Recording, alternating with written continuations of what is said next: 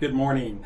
It is a little after 8 o'clock on Wednesday, the 25th of September. And I've been on my carnivore journey for 5 weeks today. I weighed in this morning at 260.8. I started the journey at 279, so I'm down 19 pounds almost. So it's been a good journey so far. I've got a lot more energy, doing good. Last week was a challenge. I haven't recorded in a week and a half or so because I've been traveling, and my wife and I went up to Atlanta and we stayed with friends, multiple friends, and there's a lot of challenges with traveling as far as staying on the diet, as you can imagine. Some of the big challenges are not drinking alcohol, because obviously when you go out with friends, and we went out with multiple friends, they're drinking alcohol. It's just a social environment. It's difficult. You know, they're eating things that you don't really want to eat, and it's more of a challenge.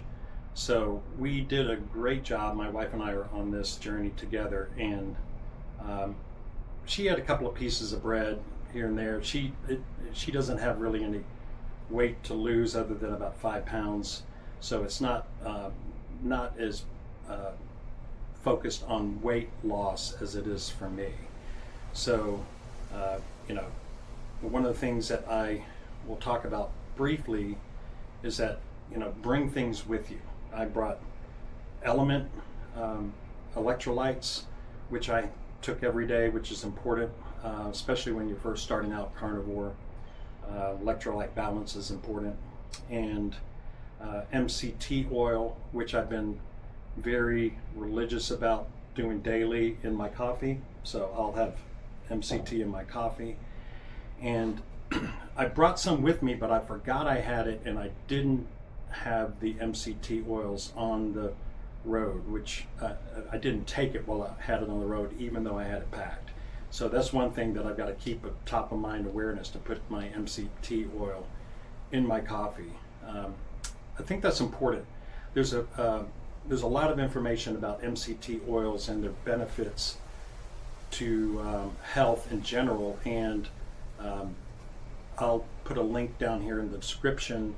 There are many doctors that talk about it, the benefits of it, the differences between MCT oil and coconut oil, and the different types of MCT, as far as the C8 and C10 are what I'm taking in a liquid format to put into my coffee.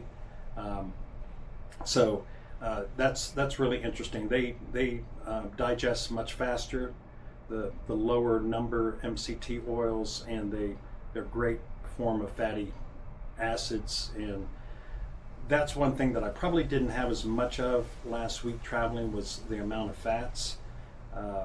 You know, I did have ribeye, I did have, you know, some ground beef, 80/20 chuck, and you know, those have good fats in them, but I didn't have as much as I did earlier. I was a little frustrated when I got back because I weighed the same amount after over a week of traveling. Plus I had not lost any weight in 2.5 weeks. So I hit a plateau, which during my last weight loss journey, that's very common. It happens, your body's struggling to try to keep where you are as far as your weight. Your body's amazing how it does that. So I didn't overeat, not that that's a big deal on the carnivore diet. I stayed strict. You know, the only thing that I would say that bumped me a little bit was fajitas, that I had some onions and peppers and some guacamole. Other than that, I was very strict carnivore diet.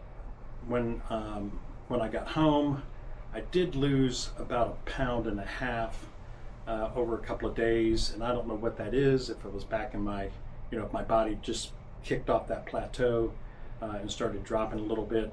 My goal is 2 pounds to 2.5 pounds a week, so I'm ahead of my goal, but I knew that the first couple of weeks would be dramatic because of the water weight and inflammation. So I'm doing good. didn't work out while I was on the road. Did some dumbbell workouts when I got home. We're actually leaving. We're in Longboat Key, Florida, and we're leaving today because there's a hurricane coming in. But that's kind of my journey so far with, so I'm staying the course, doing well. Like I said, no alcohol, which is the precursor to eating unhealthy, having the sugar cravings, things of that nature. So that's important from the sugar perspective, keeping the sugar intake, as low as possible so I can stay in ketosis.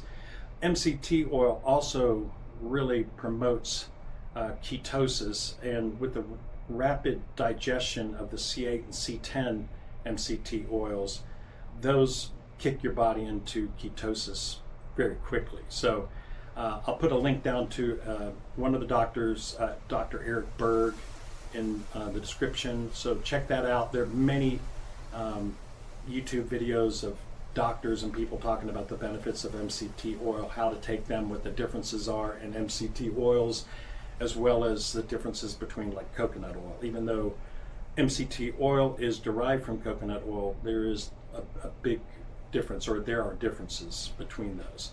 So that's my journey so far. I'm staying the course, 5 weeks in. I started on August 21st. Today's September 25th. So just a quick update. I'll do another update later this week. I've got some things I want to kind of talk through, but that's it. Travel and eating outside the house is always a challenge, always a mental challenge. So as I mentioned before, staying on any rigorous eating plan is a mental challenge, and you've got to be prepared for that. And a lot of times I was eating before we went out, just had a bite of a few things, so I'm not really wanting foods that are not on my plan, even though the menus look fantastic. It gives me the ability to stay away from that. So use those as tools to help if you're trying to stay on a vigorous eating regimen. Eat before you go out, or at least have a few bites so that you're not super hungry. The other thing that's a challenge is when you're on the road, and you get hungry, what do?